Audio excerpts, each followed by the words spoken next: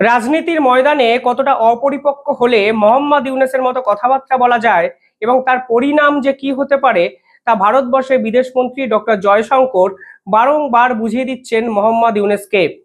বিমস্টেক সম্মেলনে গিয়েও seven sister, landlocked, guardian এই ধরনের কথাবার্তার কড়া ভাষায় জবাব ভারতের পক্ষ থেকে দিয়েছিলেন ভারতবর্ষের বিদেশমন্ত্রী।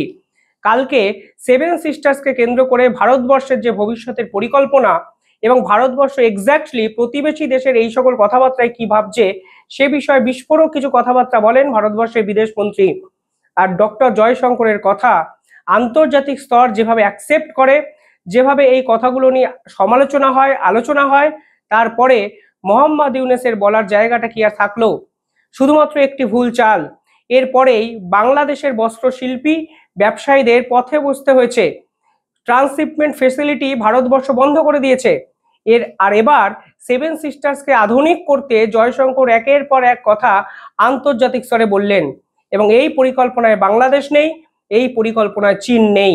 কালকে ডক্টর জয়শঙ্কর যে কথাগুলো বলেছেন এরপরে এটা অন্তত স্পষ্টত বোঝা যাচ্ছে যে চায়না এবং বাংলাদেশের এই ধরনের গভীর ষড়যন্ত্র অন্তত সেভেন সিস্টার্সকে কেন্দ্র করে তাদের যে উস্কানিমূলক কথাবার্তা তার বিপক্ষে ভারতবর্ষ শক্তিশালী শিল্ড তৈরি করছে এই অঞ্চলে। এবার সরাসরি চ্যালেঞ্জ মোহাম্মদ ইউনূসকে ভারতের পক্ষ থেকে করা হলো, বুঝিয়ে দেওয়া হলো লড়ার হলে লড়ো, কিন্তু সেভেন সিস্টার্স বা উত্তর পূর্ব ভারতকে দেখার চেষ্টা আর অন্তত করো না। ডক্টর জয়শঙ্কর কি বলেছেন? ডক্টর জয়শঙ্কর বলেছেন আমরা পার্টিকুলারলি সেভেন সিস্টার্সের ইনফ্রাস্ট্রাকচার ডেভেলপমেন্ট করার চেষ্টা করছি এবং আমরা ডেভেলপমেন্ট করার জন্য জাপানের মতো একটি দেশের সঙ্গে কথা বলেছি। এবার বোঝার চেষ্টা করুন, এই জাপান বর্তমানে চায়না বিরোধী। দিনের পর দিন চাইনিজ এই শক্তির থেকে বাঁচার জন্য জাপান কিন্তু আমেরিকার সঙ্গে এক বন্ধুত্বপূর্ণ সম্পর্ক মেনটেন করেছে এবং আমেরিকার বিভিন্ন ক্ষেত্রে কিন্তু তারা পার্টনার এবং আমেরিকান আর্মি কিন্তু জাপানে ডিপ্লয় করা থাকে। অর্থাৎ ভারতবর্ষ জাপানকে বেছে নিয়ে অন্তত দুটো বার্তা স্পষ্ট দিয়ে দিয়েছে। এক, মোহাম্মদ ইউনূসের এই আগ্রাসী মনোভাবকে কড়াভাবে প্রতিহত করছে ভারত।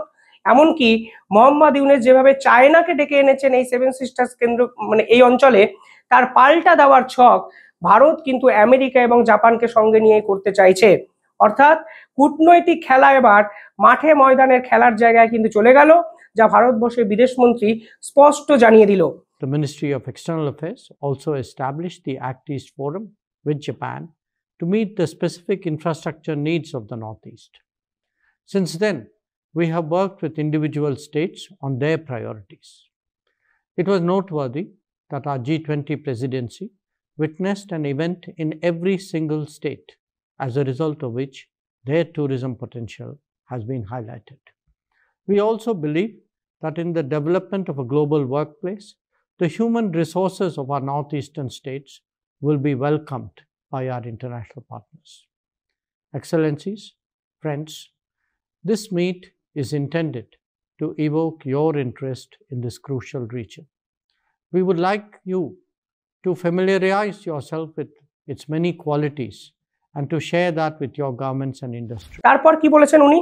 এখানে বলা হয়েছে এই মুহূর্তে সেভেন সিস্টার্সে আমরা প্রত্যেকটি রাজ্য ধরে ধরে ধরে ধরে এবং তাদের যে স্বার্থ সেই স্বার্থগুলোকে কমপ্লিট করার জন্য এগোতে চাইছি।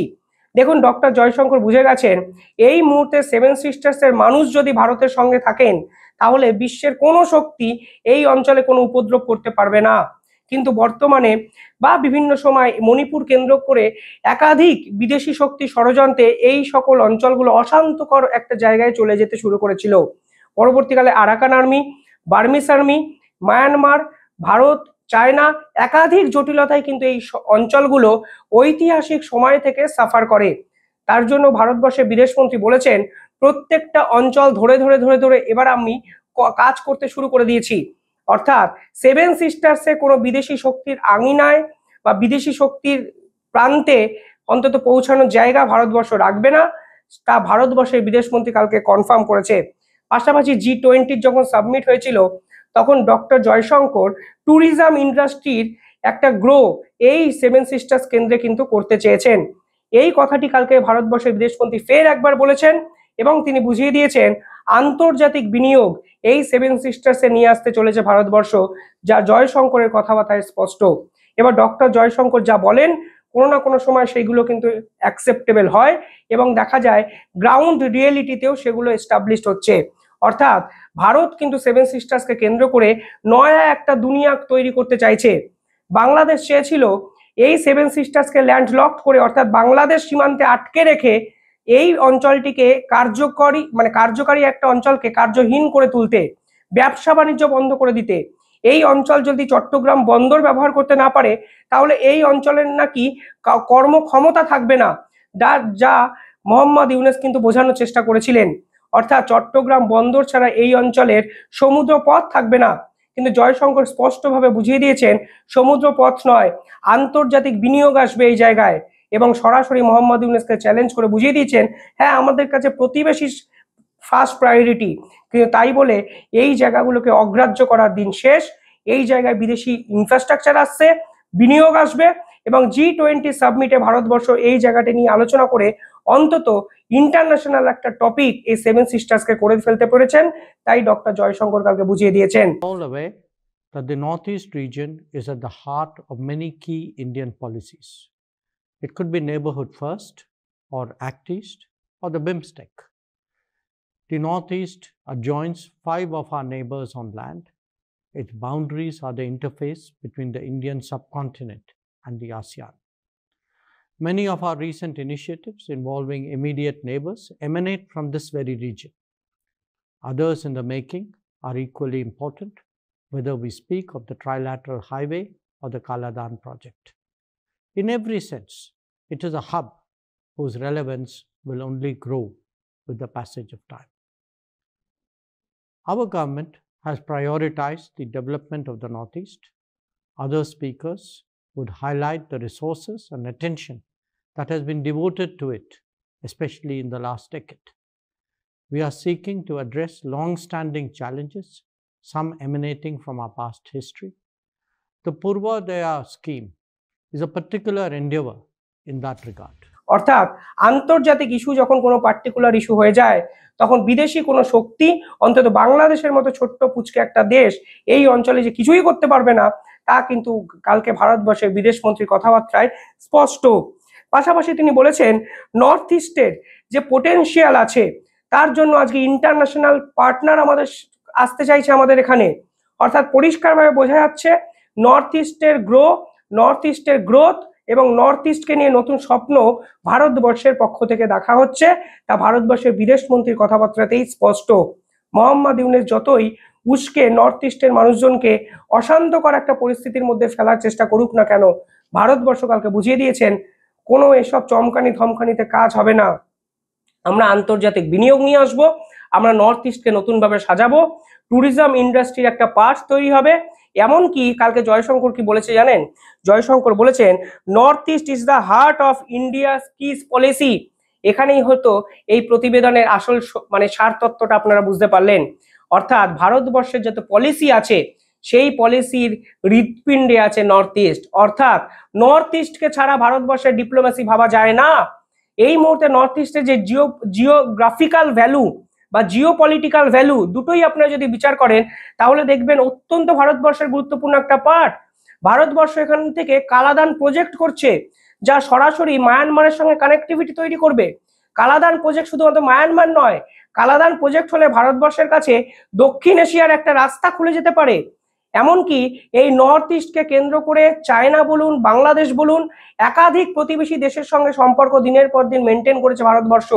নেপালের কথা আপনারা দেখুন, এই নর্থ ইস্ট এবং সেভেন সিস্টার যদি না থাকতো নেপাল কিন্তু পুরোপুরিভাবে আসিয়ান যে বাকি দেশগুলো আছে তাদের থেকে ডিট্যাচ হয়ে যেত। কালকে জয়শঙ্কর পরিষ্কারভাবে বলেছেন এই নর্থ ইস্ট আছে বলেই নেপাল আসিয়ানের সঙ্গে কানেক্টেড আছে। অর্থাৎ এই নর্থ ইস্টকে ছাড়া ভারতবর্ষের ডিপ্লোম্যাসি, ভারতবর্ষের জিওপলিটিক্যাল পলিসি কিছুই নির্ণয় করা সম্ভব নয়। তাই নর্থ ইস্টের দিকে চোখ দেখাবেন না, চোখ রাঙাবেনও না। নর্থ ইস্ট ভারতবর্ষের অংশ। এবার নর্থ ইস্টকে নিয়ে ভারতবর্ষ যেরকম ভাবছে, আমার মনে হয় মোহাম্মদ ইউনূসের শেষ কথাবার্তা সেদিনই শেষ হয়ে গেছে যেদিন ট্রান্সশিপমেন্ট ফ্যাসিলিটি ভারতবর্ষ বন্ধ করে দিয়েছে। আর এই রকম বাইটের পর অন্তত মোহাম্মদ ইউনূস বুঝে গেছে তিনি ভুল জায়গায় হাত দিয়ে ফেলেছেন। যেই জায়গা ভারতের এক্সটার্নাল অ্যাফেয়ার্সের অত্যন্ত গুরুত্বপূর্ণ পার্ট, যে জায়গা জয়শঙ্কর নিজে বিভিন্ন ক্ষেত্রে তদন্তের আওতায় নিয়ে এসছেন, কাজকর্ম করেন ওই জায়গাকে কেন্দ্র করে, সেই জায়গায় হাত দেওয়ার ডক্টর মোহাম্মদ ইউনূসের অত্যন্ত ভুল চাল বলে মনে করছেন আন্তর্জাতিক বিশেষজ্ঞরা। পাশাপাশি জয়শঙ্কর কিন্তু বিভিন্ন প্রজেক্টের কথা বলেছেন, বাইলেটারাল বিভিন্ন প্রজেক্টের কথা বলেছেন, ট্রাইলেটারাল বিভিন্ন প্রজেক্টের কথা বলেছেন এবং কালাদান প্রজেক্টের কথাও বলেছেন। তিনি বলেছেন অতীতের বিভিন্ন ঐতিহাসিক জায়গার জন্য, মানে ঐতিহাসিক ঘটনার জন্য সেই জায়গাকে অশান্ত করার ছক কেউ বা কারা করেছে, কিন্তু সে সকল দিন এখন শেষ। আমরা এখন নর্থ ইস্টকে নিয়ে যা ভাবছি তা হয়তো আপনারা ভাবতেও পারছেন না। ইঙ্গিতটা মোহাম্মদ ইউনূসের দিকে পরিষ্কারভাবে বোঝা যাচ্ছে। মোহাম্মদ ইউনূস যেভাবে চায়নাকে দিয়ে নর্থ ইস্টকে গ্রাস করার চেষ্টা করেছেন, যেভাবে অশান্ত করার চেষ্টা করেছেন, ট্রান্সশিপমেন্ট ফেসিলিটির পর আরো বড় একটা ধামাকা কালকে ভারতবর্ষের বিদেশমন্ত্রী দিয়ে দিলেন। অর্থাৎ ভুল জায়গায় হাত দিয়েছেন মোহাম্মদ ইউনূস। সামলে যান, শুধরে যান, ভারতবর্ষ তৈরি হচ্ছে। কিভাবে দেখছেন আপনারা কমেন্টে জানাবেন।